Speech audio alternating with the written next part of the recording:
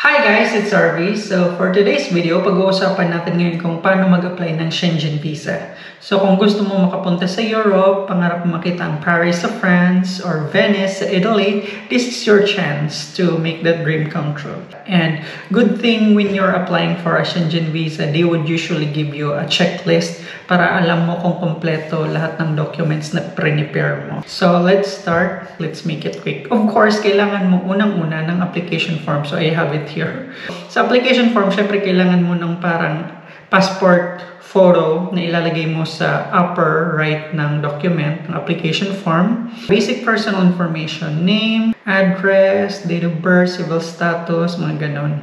Tsaka yung travel document, of course, yung passport mo, passport number, hanggang kailan yung validity. At saka yung address mo, email address, kung ano yung trabaho mo ngayon, kung saan ka nagtatrabaho. At of course, the purpose of your trip. So kung tourism, kung papasyal ka, at kung ano yung mga bansang pupuntahan mo, and the main destination din. Halimbawa kung ano yung unang pupuntahan mong bansa, at saka kung ilang entries gusto mo, single entry or multiple entries. Kailangan mo din ay lagay kung kailan ang intended date of arrival mo, kung kailan yung plano mo dumating. Tapos ilalagay mo din doon yung information about sa accommodation mo. Kung halimbawa saan ka mag-i-stay doon, anong number nila, at saka kung sino ang mag-shoulder ng travel expenses mo. Kung sino yung magka-cover ng gagastusin mo doon. At kung paano. Basically, the means of support or methods of payment na gagamitin mo. And of course, sa baba kailangan ng date and your signature. So yun yung sa application form.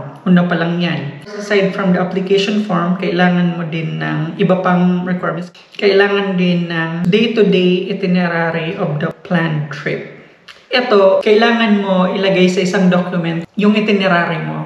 Kung paano ka araw-araw. Halimbawa sa akin, kasi nung nag-reply ako, kailangan ko indicate, halimbawa, day 1, dito ako pupunta sa ganitong pasyalan, tapos ilagay mo yung parang accommodation mo, kung asan ka noon, o yung number nila, ganyan. Tapos, proof of applicant's financial means. So, syempre, kailangan mo din magpakita na mayroon kang pera na panggastos pag andun ka na. So, a bank statement na pwede kang humingi sa bangko, magbayad ka lang sa siguro 100, they will give you that certification to certify na dito sa BDO or sa BPI, meron kang ganitong pera, ganon-ganon. Or also a bank statement, yun naman yung parang magbibigay ng record mo sa bangko kung magkano yung pera mo ng ganitong buwan for a certain amount of time, mga ilang months hanggang sa present time para makita nila yung galaw ng pera sa account mo.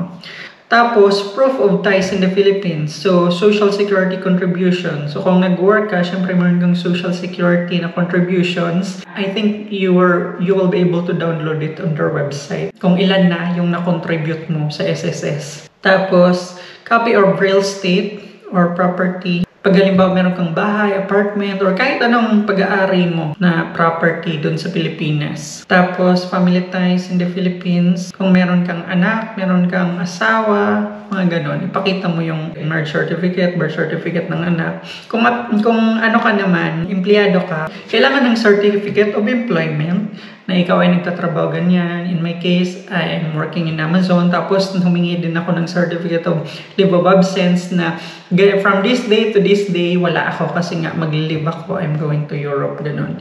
Tapos, latest income tax return. Humingi ka ng ITR galing sa company mo, dun sa HR nyo, ibibigay naman yun sa'yo. Kasi gusto nila makita yung parang contributions mo sa tax na mga ilan na din yung na-contribute mo. Ibig sabihin, diretso yung employment mo, ganun.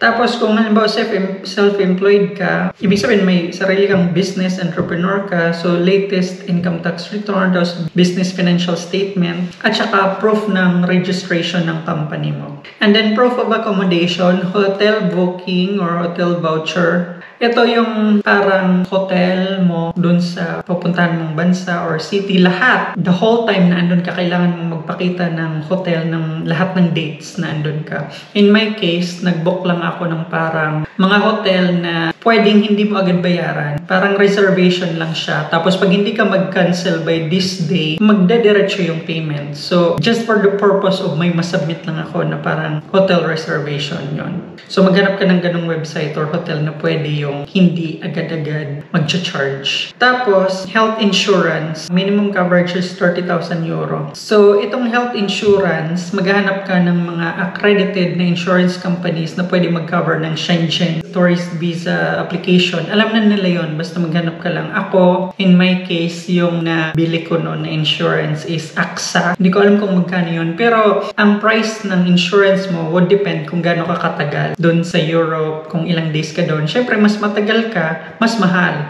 Ako, nung nag-apply ako, 12 days. So, hindi siya super mahal. So, kung about 30 days ka, 2 months ka, pamahal ng pamahal. Kasi yung kailangan i-cover lahat yun eh. So, mas mahal din yung insurance mo pag ganun.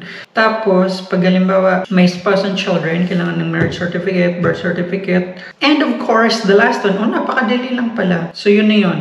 Visa fee. I think the visa fee for going to Italy, maybe ganun din sa ibang bansa, basta Schengen, is 90 euros. So, it's around 5,500 pesos. Ano lang yun ha? Visa fee lang yun ha? Iba pa yung service fee ng BFS. Kasi sa BFS, kumbaga sila yung intermediary company or sila yung agency na nagpa-process ng mga requirements. Tapos sila magsasubmit ng documents sa embassy mismo. May fee ka din na babayaran doon sa ginagawa nilang pag-process ng documents mo. I think it's around 1,700, 1,800. So, you would expect na baka abutin ka din ng mga 7,000 to 8,000 sa pag-apply pa lang ng visa application for Europe. So, yun. That is all. So, if you haven't already, subscribe already. Ciao!